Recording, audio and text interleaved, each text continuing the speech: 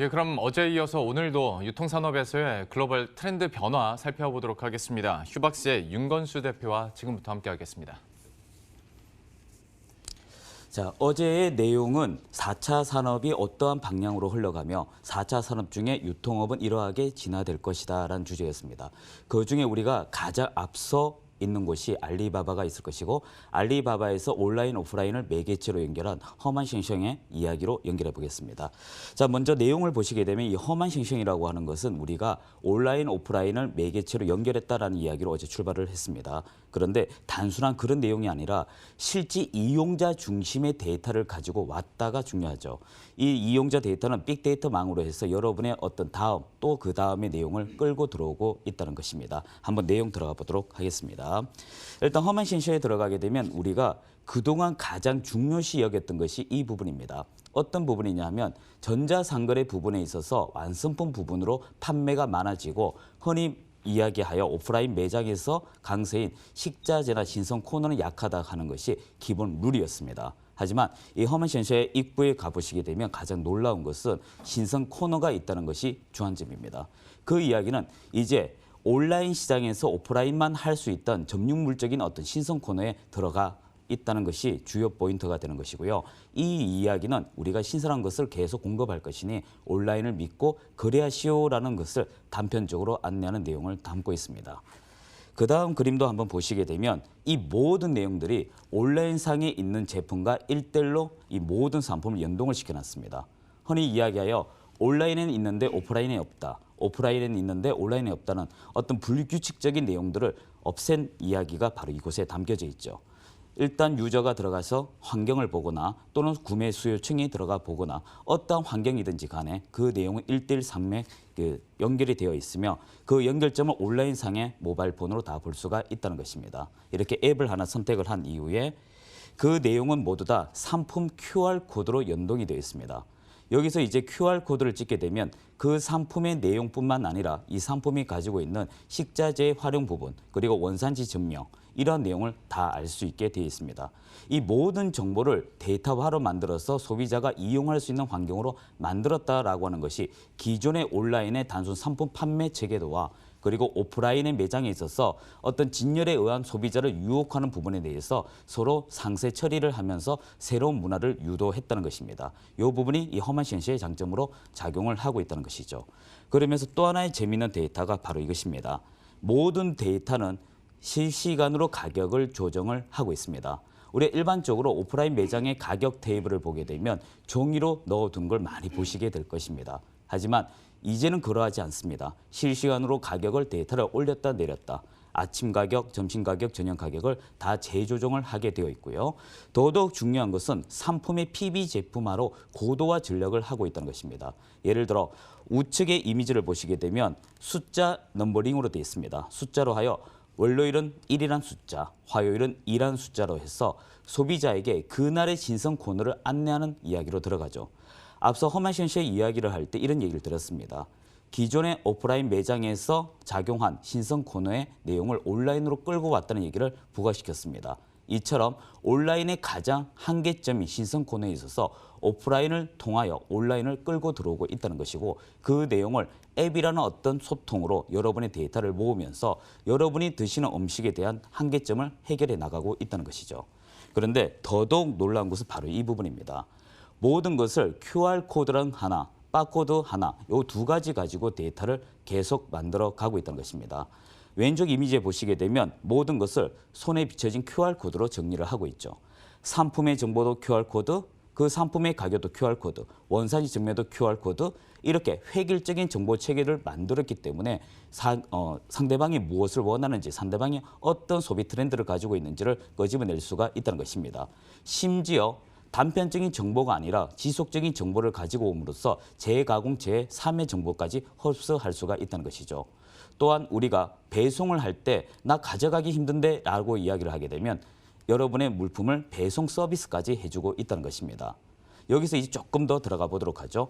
배송해서 마음에 들었고 먹어버린 마음에 들고 이용해버린 마음에 들면 이제는 오프라인 매장에 갈까요? 가는 한도가 낮아질 것입니다. 그러면 우리는 댁에서 편안하게 온오프 서비스의 진정성을 느끼게 되죠. 즉 온오프라인은 이것입니다. 오프라인의 괜찮은 상품들을 온라인상에서 가져오는 것이죠. 바로 주문을 하게 돼 있습니다. 이렇게 결제했던 모든 것들 데이터를 이 QR코드에 담긴 데이터, 페이먼트 서비스를 통하여 정확한 정보를 알게 되고 그 정보를 가지고 재가공하여 물류 시스템을 변화를 시킵니다. 어떻게 변화가 되냐 하면 우리는 항상 재고의 부담을 안고 있지만 우측 이미지에 보시게 되면 앉아서 식사라는 문화로 유도를 합니다. 이렇게 식사를 하면서 음식을 드시면서 여러분의 재고 물량도 정리를 하고 신선한 것을 여러분이 스스로 느끼게 한다는 것이죠. 그렇게 함으로써 여러분의 어떤 신뢰성을 회복할 수가 있습니다. 한데 여기에 재미를 넣으시면 어떨까요? 그 재미는 바로 이렇습니다. 모두 다 로봇 처리가 되어 있습니다. 이렇게 로봇 처리하면서 여러분의 호기심을 작용을 하고 내가 먹는 원산지도 알게 되면서 신선도를 유지하면 그 무엇보다 좋은 시장은 없을 것입니다. 이러한 부분들이 과거에 없던 유통의 혁명이라고 볼 수가 있는 것이죠. 이 유통혁명을 이제는 좀 더 앞서 말씀드렸지만 대구로 가져가고 싶다는 생각이 간절하게 만들어 두게 되고 이들의 어떤 모임 장소로 활용할 수 있도록 하게 돼 있습니다. 그러면 어떠한 배송 방법이냐 하면 여러분이 온라인상에서 3km 이내 30분 안에 배송이 이루어지게끔 되어 있습니다. 심지어 조리된 식품의 경우는 여러분 놀라지 마십시오. 60분 안에 3km 이내 배송이 됩니다. 그 이야기는 여러분 가정의 냉장고가 어떻게 될까요? 작아질 수도 있다는 것입니다. 결국 필요한 물품의 흔히 식자재 구조가 변화한다는 것은 그동안 오프라인에서 지배하던 시장을 온라인이 잠식할 수 있는 기회를 만들었다고 볼 수가 있겠죠. 이처럼 이 허만션시에서는 고객이 주문이 들어오게 되면 장바구니에 그 내용물을 담고 이 위에 보면 레일에 의해서 흘러가고 그 흘러간 것을 모두 다 바코드 처리하여 이 내용들이 고객이 알 수 있게끔 체크를 해줍니다. 그러면 단거리 어떤 거리에 제한성이 있기 때문에 배송이 시작을 합니다. 3km 이내 30분 안에 배송을 하면서 그 물품이 언제 어디에 어떻게 도착하는지 알려지게 되어 있습니다. 결국 그 내용을 가지고 이제 고객은 만족도 있는 소비를 하게 되겠죠. 자, 우린 여기서 이해할 것이 있습니다. 온라인 시장과 오프라인 시장은 그동안 경계선을 우리가 만들었다 하는 것을 한번 인지해 주셔야 됩니다. 이처럼 온라인에서 그동안 강세였던 완성품 시장, 흔히 말하여 화장품이나 기성제품 시장이 왕성하게 이루어졌지만 오프라인에서는 이 오프라인이 차지한 힘이 있습니다. 바로 신선 코너였습니다. 이 신선 코너가 이렇게 넘어가게 돼버리면 그 다음 무엇이 있을까요? 바로 생필품에서 오프라인에서 많이 이용한 것이 온라인화로 넘어가게 될 것입니다. 이렇게 점진적으로 하나씩 넘어가고 있는 단계가 현실의 단계이며 실제 온라인은 국내 시장만 하더라도 약 30% 정도 잠식을 하였지만 기존에 이 오프라인 시장의 신선 코너는 들어가기가 어려웠습니다. 하지만 이러한 어떤 서비스가 우리 가까이 있게 된다면 그 오프라인 시장조차 남아있는 어떤 성지라고 하고 있는 이 부분들에 대해서 힘이 약해질 수가 있다는 것이죠. 이러한 내용을 우리는 어떻게 이해를 해야 될까? 바로 이용자 편의성이라고 어제 간략하게 말씀을 드렸습니다. 과거에는 이용자보다 공급자 중심의 체계대의 유통업을 흘러갔습니다. 하지만 이제는 이용자가 이용하고 이용자가 편의하고 이용자가 만족할 수 있는 내용으로 상품의 구성과 서비스가 바뀌어가고 있다는 것을 이해해 주셔야 됩니다. 아무리 물품이 많다 하더라도 판매되지 않은 물품이라면 이거는 재고의 문제가 받게 되고 이 재고에 대해서 또 어떻게 악순환의 어떤 그림을 그려지게 되겠죠. 이러한 것을 단번에 끊을 수 있는 방법이 무엇일까? 이러한 내용을 찾은 게 바로 허만싱시의 이야기입니다. 한번 보도록 하죠. 모든 제품은 QR코드와 바코드로 정리하게 되어 있습니다. 어느 자리에 어떤 제품을 놓았을 때 흔히 말해 판매 지수가 높을 것이며 이 제품의 원산지는 누구이며 원산 식품은 어떻게 관리되며 이러한 것을 쉽게 유저가 접근하게 되어 있습니다. 복잡한 어떤 제도적인 문제보다 간편성을 강조하여 고객 위주로 가져갔고 두 번째는 스마트폰 안면 인식에 의해서 획일적인 어떤 자금의 흐름 흔히 말하여 결제 금액의 흐름에 의해서 이 사람이 무엇을 했는 그 다음에 네스트를 이야기하죠. 예를 들어 몸에 어떤 환경적 변화가 있는데 음식물의 변화를 가지고 역추적도 가능하다는 것입니다. 그리고 이러한 것을 오프라인 매장으로 녹여냈다는 것입니다. 허만시시의 장점은 이런 것들을 가지고 있습니다. 바로 판매장이면서 정시장이면서 창고 역할도 같이 하면서 배달업도 같이 한다는 것이죠. 우리의 과거 유통업에서는 이렇습니다. 배송창고가 어디 있니? 흔히 말하여 전시창고는 어디 있니? 이런 식으로 분업화되어 있는 것이 구조인데 지금은 어떤가요? 그러지 않다는 것입니다. 이제는 오프라인 매장에 이 매장이 여러분 주변에 많이 놓여지게 되면 그 내용은 달라지게 된다는 것입니다. 이렇게 허만신스는 지금까지 많은 것을 보여주었는데 실제 생긴 지 2년 만에 약 510억이라는 매출을 같이 올렸습니다. 그로 인하여 많은 유통업의 변화를 가져오고 그 변화에 가져오는 내용을 우리는 따라갈 수밖에 없는 그런 현실이 되어버리죠. 하나의 재미있는 요소는 이것입니다. 심플한 구조를 현실화시켰다가 중요합니다. 코트라의 발표 내용을 보게 되면 허만신스는 소비자를 오토 구매 결정의 개념도를 만들었는데 어딜 봐도 오토의 집약체라고 볼 수밖에 없는 그런 장점들만 뽑아놨습니다. 한번 보도록 할까요? 오프라인 매장에서 온라인 매장으로 넘어가는 것을 하나의 단일 앱으로 해결을 해두었습니다. 매장에서 상품을 선택하게 되면 앱 다운로드를 하게끔 했습니다. 결국 매장에 있는 물건을 보려면 앱을 다운로드해야 그 내용을 연결할 수가 있는 것이죠. 그리고 나서 앱으로도 바로 주문이 들어가게 됩니다. 그런데 재미난 것은 앱에 있는 물건이 우리가 신성코너 물품을 만지지 아니하면 의심할 수가 있지 않습니까? 그럼 당신은 체감을 한번 해보시오. 라고 한 것이 바로 오프라인 매장의 현장 조립 및 시금 체험이란 코너로 만들어졌다는 것이죠. 당신 믿을 수 있지? 그러면 이 내용을 가지고 계속 지속적으로 구매를 한번 해봐. 여기서 가장 앞서 강조하고 있는 신성 코너의 물건들이 판매가 이루어진다는 것입니다. 그리고 오프라인 매장의 체험을 통하여 온라인 상품의 확장성을 보여주고 있다는 것이죠. 과거에는 단순히 식품 위주였지만 생필품, 심지어 가정에서는 다양한 상품조차도 요즘에 허만신스에서 거래가 이루어진다는 것입니다. 그리고 이 온라인 상품의 선택이 고객의 주문서에 녹아서 온라인 주문의 매장으로 들어오면서 이미 창고 겸 판매점으로 이용하는 이 매장에서 물건을 들고 나간다는 것입니다. 그러면 재고의 감소가 연결이 되겠죠.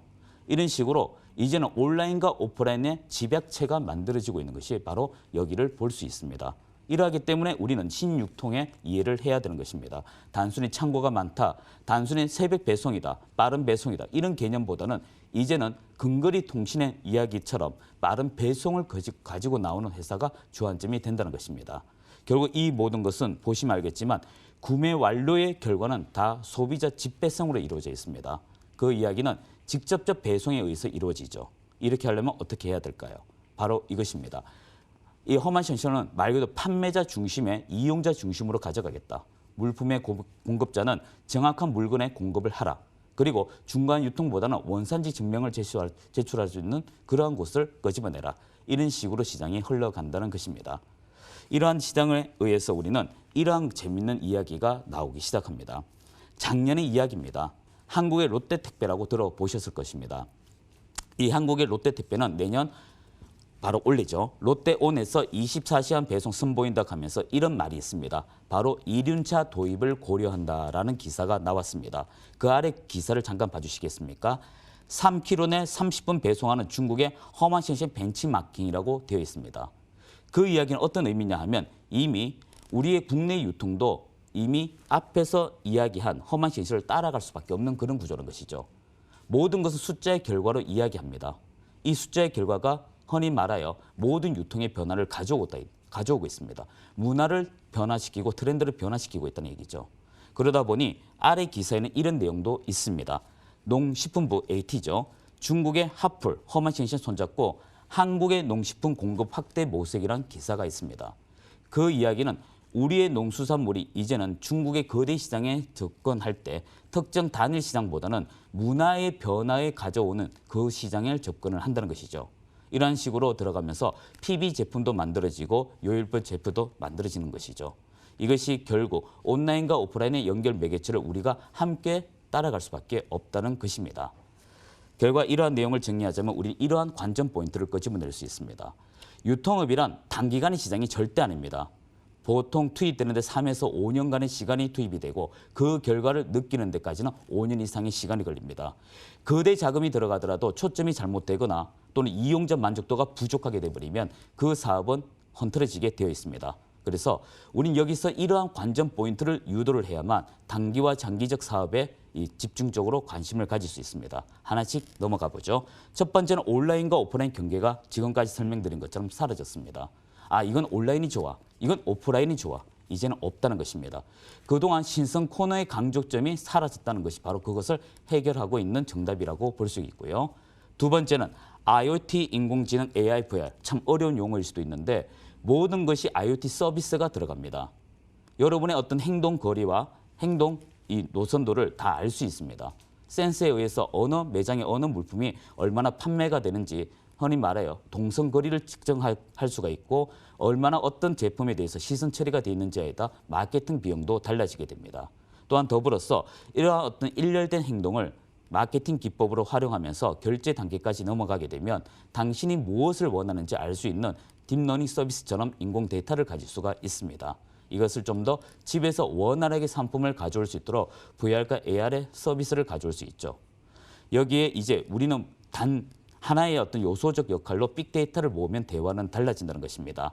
이 빅데이터를 통해서 생산, 소비 변화를 가져오며 그것을 장소적 역할한 오프라인을 하나의 다양한 매개체로 활용이 가능하다는 것입니다. 이것을 흔히 말하여 전 세계적 어떤 환경에 노출된 온라인에 녹여보자는 것입니다. 그리고 또 하나 관점은 이것입니다. 이제는 고객의 맞춤으로 갑니다. 우리가 2차 산업에서는 대량 생산이 먹었습니다. 3차 산업에서도 대량 생산이 부분적으로 들어갔지만 다양한 판매 매개체가 생성이 되면서 이제는 소비자의 타겟층의 만족도에 들어가는 형태의 판매처가 만들어지고 있다는 것입니다. 그리고 생산자와 소비자는 이제 완연히 사라지고 있는 추세입니다. 셀러 마켓이라 하여 판매자가 생산자가 되고 또한 생산자가 또 하는 소비의 트렌드를 유도하는 판매자의 역할도 같이 한다는 것이죠. 세 번째는 결제 데이터의 활용에 관심을 가져야 됩니다. 우리도 이제 여러 가지 데이터를 활용할 수 있는 국가가 되었지만 이 데이터를 결국 유통업으로 녹였을 때 온라인과 오프라인의 연결성은 좀 더 깨끗해진다는 것입니다. 최종적으로 글로벌 시장에 관심을 가져야 한다는 것입니다. 이러한 내용을 담고 있었을 때 우리는 무엇을 할 수 있느냐 하면 변화의 시장에 같이 들어갈 수가 있다는 것입니다. 과거의 투자 문화와 지금의 투자 문화, 앞으로의 투자 문화에 있어서 우리는 앞으로의 투자 관점을 지켜가기 위해서는 과거의 모습이 아니라 현재 옆 나라 그리고 선진된 국가의 모습을 좀 추적하고 그 변화가 어떻게 가는지 로드맵을 좀 보실 수 있다면 그 투자의 관점은 성공할 것이라 보며 이 관점을 4차 산업의 어떤 환경적 요소에서 부분적으로 산업군을 내려서 유통업으로 보인다면 그 내용은 확연하게 가져갈 수 있다 하는 것이 저의 개인적인 생각입니다. 감사합니다. 이렇게 해서 지금까지 휴박스의 윤건수 대표와 함께 유통산업 새로운 트렌드들에 대한 전략 분석들 들어봤습니다. 저희들도 여기서 인사를 드리도록 하겠습니다. 오늘도 식사 맛있게 하시고요. 저희들은 내일 이 시간에 또 새로운 뉴스들과 전략 들고 다시 찾아뵙도록 하겠습니다. 시청해주신 여러분 고맙습니다.